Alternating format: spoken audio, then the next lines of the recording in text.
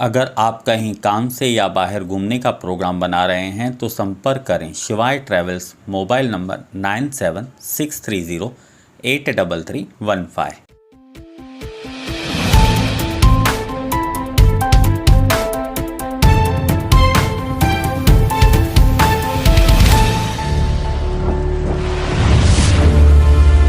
Town दर्शन news, समाचार ही नहीं विचार भी। आज भाग्यवंत परिवार में गम का माहौल छाया हुआ है क्योंकि वंदना भाग्यवंत के पति काथोड़ भाग्यवंत का मुंबई के सैन अस्पताल में 27 मई सुबह 11 बजे देहांत हो गया और उसके 3 बच्चों के सिर से पिता का साया उठ गया। काथोड़ को उसके अच्छाई की कीमत जान देकर चुकानी पड़ी। दरअसल हिललैंड पुलिस स्टेशन की हद अंबरनाथ पोस्ट मांगरूल के आंबे गांव निवासी काथोड़ भगवान भाग्यवंत 20 मई सुबह 11:30 बजे गांव के आश्रम के पास था, जहां गांव के निवासी अभिमन्यु महादू भाग्यवंत व गंगाराम भाग्यवंत का झगड़ा चल रहा था। उसे छुड़ाने काथोड़ भाग्यवंत गया तो नाराज होकर अभिमन्यु महादू भाग्यवंत ने लकड़ी के डंडे से काथोड़ के सिर, पीठ, हाथ पर मारकर गंभीर जख्मी किया। काथोड़ को पहले सेंट्रल अस्पताल फिर कलवा अस्पताल, वहां से सैन अस्पताल लेकर गए।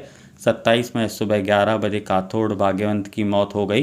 काथोड़ की धर्मपत्नी वंदना की फरियाद पर हिललैंड पुलिस ने आईपीसी की धारा 302 के तहत मामला दर्ज किया है।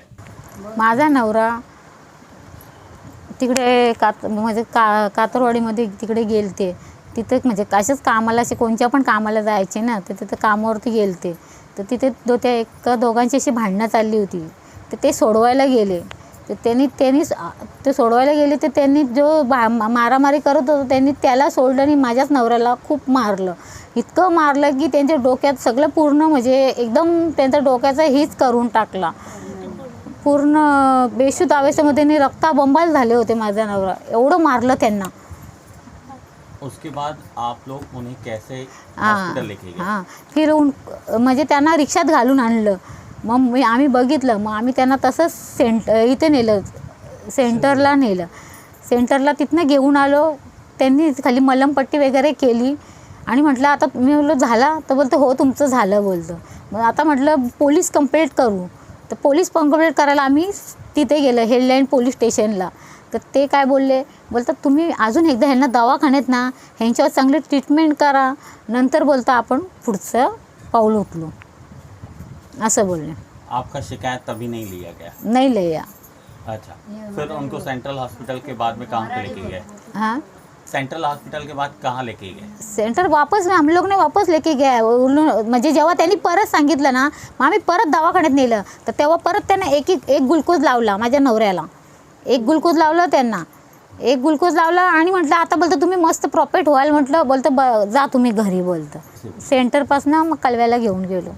मग कलव्यावरून त्यांनी सांगितलं की आमच्याकडे या मशनी नाही आहेत त्यांच्या डोक्याच्या ह्याच्या, तुम्ही कुठं न्या, साईन हॉस्पिटलला न्या. मग आम्ही त्यांना तिकडे ॲडमिट केलं 22 तारखेला.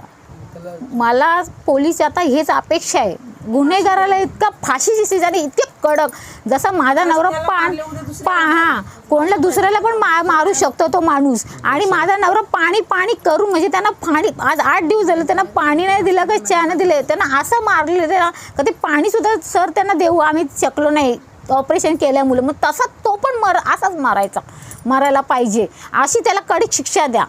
काथोड़ के परिवार की आर्थिक स्थिति काफ़ी नाजुक है और उसके घर की हालत भी बहुत ख़राब है। काथोड़ की बहन ज्योति जितेंद्र पाटिल ने तीनों बच्चों के भविष्य को लेकर चिंता जाहिर की है।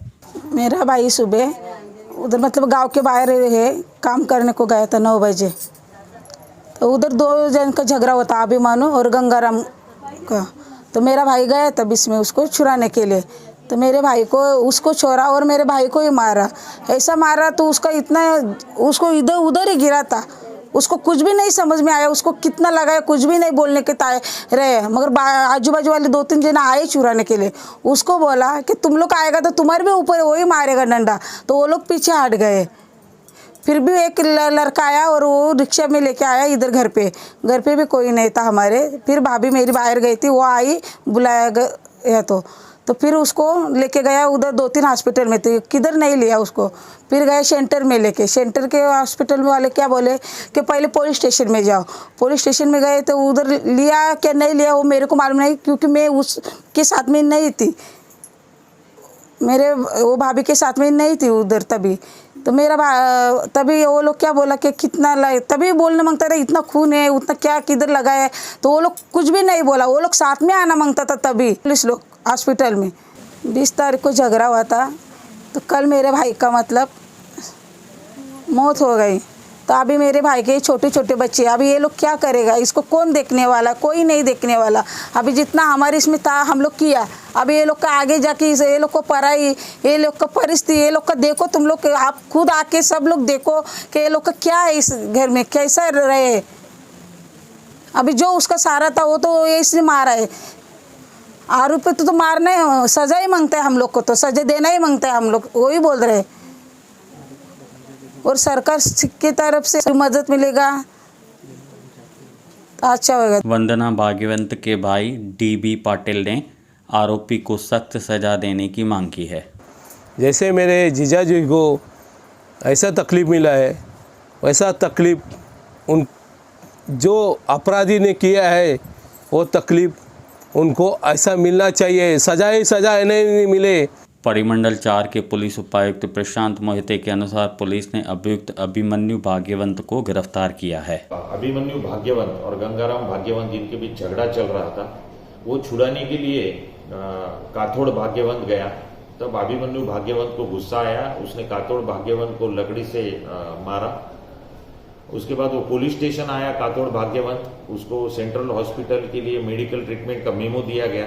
मेडिकल ट्रीटमेंट करके वो पुलिस स्टेशन आया, लेकिन उसने कंप्लेंट देने से नकार दिया और उसने बोला कि मैं अगले दिन आऊँगा, लेकिन वो पुलिस स्टेशन आया नहीं। 22 तारीख को उसकी तबीयत खराब होने की वजह से उसको सेंट्रल हॉस्पिटल ले जाया गया। वो सेंट्रल हॉस्पिटल से कलवा हॉस्पिटल, वहाँ से सयान हॉस्पिटल उसको रेफर किया गया। 27 तारीख को मतलब कल उसकी ट्रीटमेंट के दौरान मौत हो गई। उसकी पत्नी के कंप्लेंट के ऊपर हमने IPC 302 के तहत गुना दाखिल किया है और इसमें जो एक्यूज्ड है अभिमन्यु भाग्यवंत, उसको अरेस्ट किया गया है। आगे का इन्वेस्टिगेशन पुलिस इंस्पेक्टर खेरड़े कर रहे हैं। टाउन दर्शन न्यूज, समाचार ही नहीं विचार भी।